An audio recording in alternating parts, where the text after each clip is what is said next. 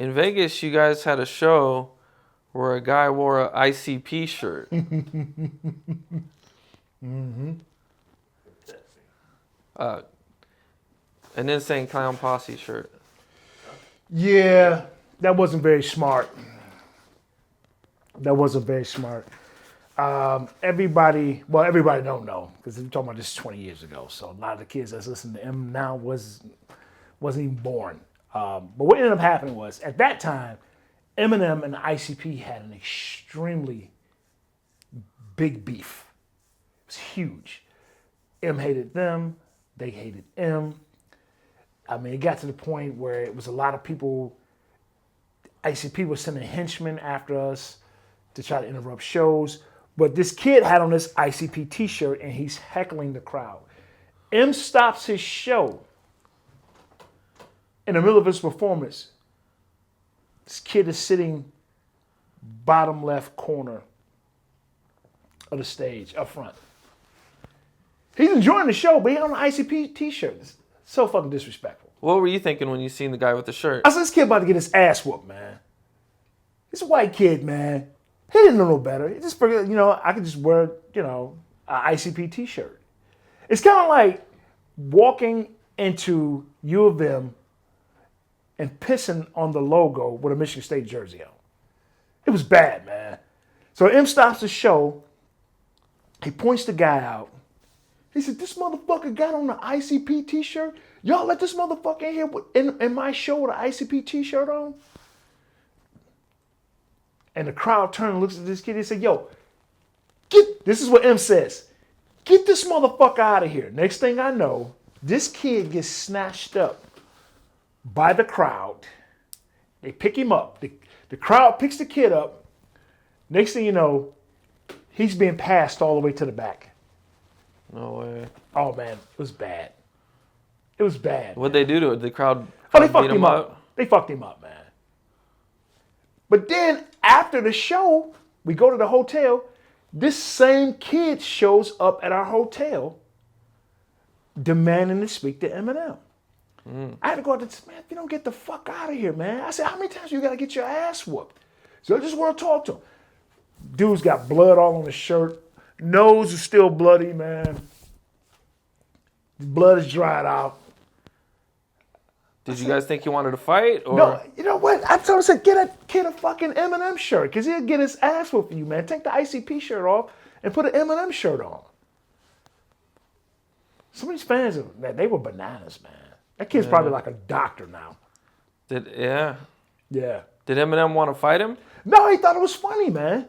Oh, okay. He thought it was funny. A lot of this stuff was very entertaining. Very entertaining because it's like, what lengths will some of these fans and these groupies will go to get next to their favorite artists? I mean, everything from them interrupting your lunch or your dinner to want to be able to talk to you. God, man. See, at that time, it wasn't cell phones. It was the digital cameras. Oh, right. It was the digital cameras. So we'd be sitting at the airport eating, and people just put the camera right in front of them. Go to take off run. I snatch the camera. Take out the memory card, crush the phone, crush the camera, give it back to them. I said, now what I just did was just as rude as what you did while we're eating. You shove a camera in our face and just walk off, or try to walk off. But here's your camera back. It's in a million pieces, but you can take it back. Wow. So people would just come up to you guys and just not even, hey, can I take a picture? Nah, not even, man. They don't ask no for consideration or nothing. They don't ask for permission or forgiveness. They would just do it. Wow. They feel like they bought your CD, they bought your poster, they bought your t-shirt, they bought a ticket to your concert. You owe them. And this is their moment. This is their one shot to say, hey, I got a picture with Eminem. And then they would, see, really that's when the selfies started. People would queue up their camera, the digital cameras, and if we're sitting at Burger King or whatever, people would walk past, lean in, take the picture. Wow. And then try to run. But in the midst of trying to run, I've gotten so good where I would be able to time it. because as they run it, they always leave the camera out. So I snatched the camera, pop the memory card out, crush the camera, give it back to him. You guys were in San Francisco at a show one time, and M was getting heckled. Yeah, it was a guy in the crowd, man. Oh my God, complete riot, man. It was a guy in the crowd that was heckling M. Fuck you, M. You ain't shit. You fucking whack. All that kind of stuff. And M stops the show. He said, motherfucker, what you say to me? Now, he had already been drinking, you know. Oh, yeah. How much was he? Well, you know, you got to take, I won't say he was inebriated, but it was one of those things where he's hyped. His adrenaline is high. He's in the highest point of his show. And you get somebody heckling him, talking shit. The guy like throwing him, fuck you, motherfucker, this, that, and the other. M stops the show. He tells DJ Head, man, stop the fucking record. He said, I'm going to dress this motherfucker right here. The guy was front and center. He said, man, fuck you, man. Get the fuck out of here. The guy said, man, fuck you. Next thing I know, M jumps off the stage with a flying right hook to hit the guy. Hit the wrong fucking dude. Oh, no. So I jump in. Proof jumped in. The DJ jumped in. The sound man jumped in. The Interscope street team jumped in. All the acts that was the opening acts jump in. Now it's like 3,500 people, man, in this place. And we're fighting everybody. It's about maybe 30 of us. That's not even, what is that, 1%? Of the crowd? Dude, when I jump in to get M. What were you thinking when the dude was heckling M? It was like every other night. Oh, okay. We get this shit all the time. So Eminem kind of caught you off guard when he jumped off the... No. Like He was always jumping in the crowd. Every night. He jumped in the crowd every night. Every night. Crowd surf. Sometimes we get down there and get in the mosh pit. But when he jumped in, it shocked me that he jumped in to fight.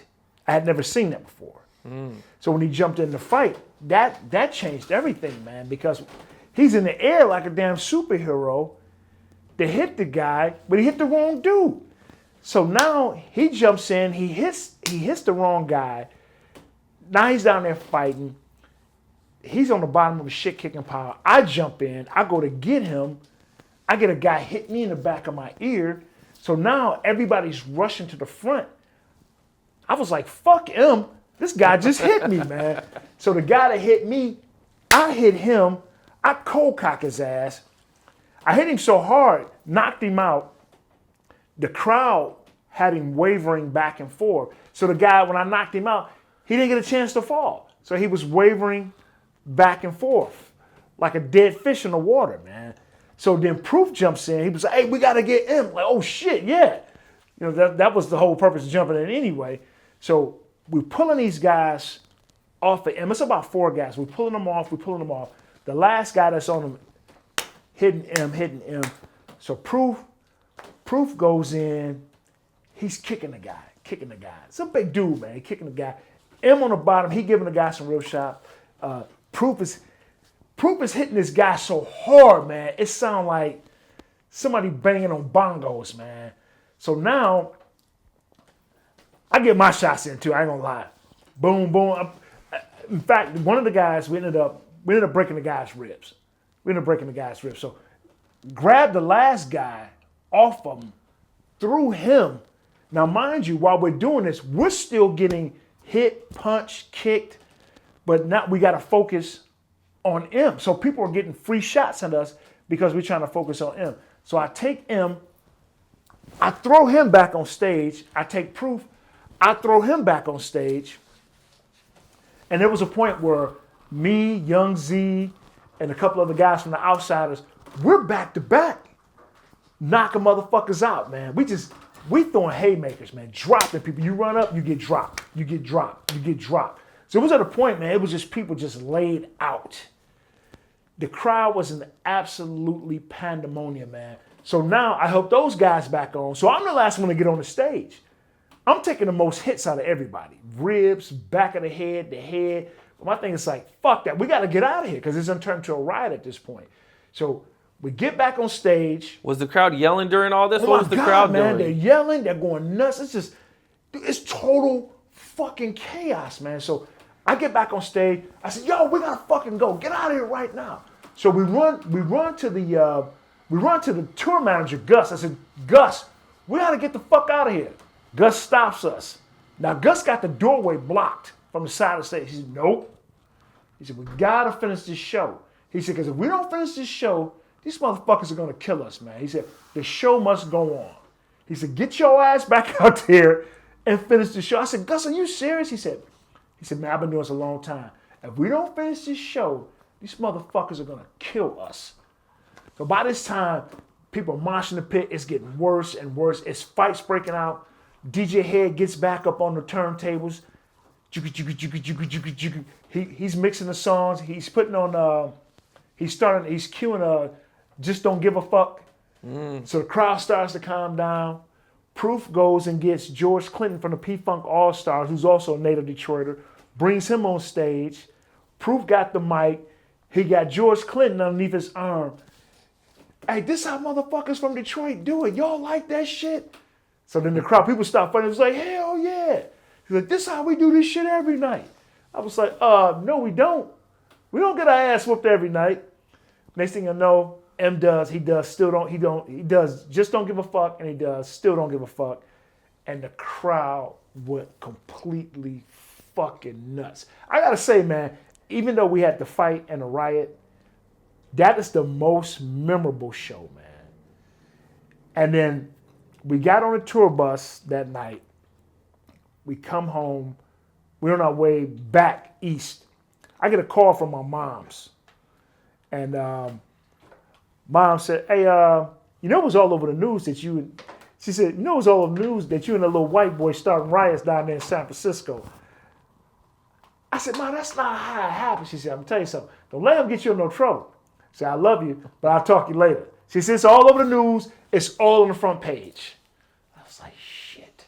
So that was one of the most memorable times, man. Wow. And the next day, we all woke up with bumps and bruises and hickeys and shit and lumps. But I do that shit again.